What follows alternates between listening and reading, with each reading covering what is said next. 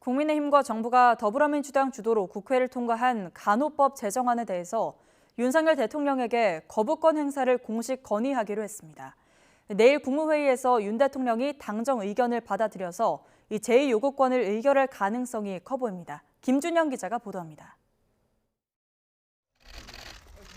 국민의힘 지도부와 한덕수 국무총리를 비롯한 고위 당정 인사들이 간호법 제정안 대응 방안을 논의했습니다.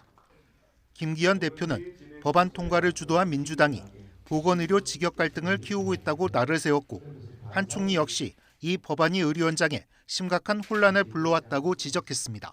국가 재정을 거들내고 사회각계각층의 갈등을 유발하는 데 오히려 더 민주당의 정치 활동에 목적이 있는 것이다 하는 의구심을 지울 수가 없습니다. 사회적 합의 없이 법안이 통과되어 지금 의료 현장에는 심각한 갈등과 혼란이 발생하고 있습니다. 당정은 결국 윤석열 대통령에게 제2요구권, 다시 말해 거부권 행사를 공식적으로 건의하기로 결론 내렸습니다.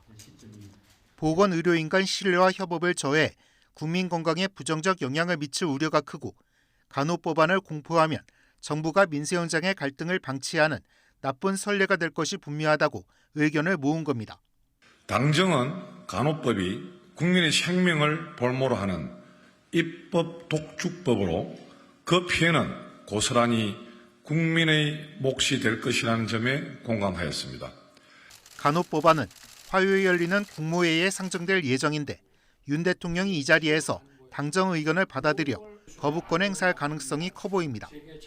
그렇게 되면 국회로 다시 법안이 넘어오지만 제적의원 과반 출석에 출석의원 3분의 2 이상 찬성하지 않으면 부결됩니다.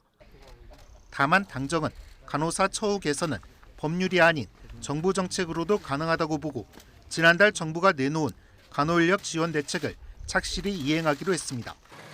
이와 함께 최근 잇따르는 어린이 보호구역, 스쿨존 사고 재발을 막기 위한 대책도 논의했습니다. 스쿨존을 쉽게 알아보도록 기점과 종점을 노면에 표시하고 노란색 횡단보도를 새롭게 도입하기로 했고, 보도가 없는 곳에는 확대 설치하기로 했습니다.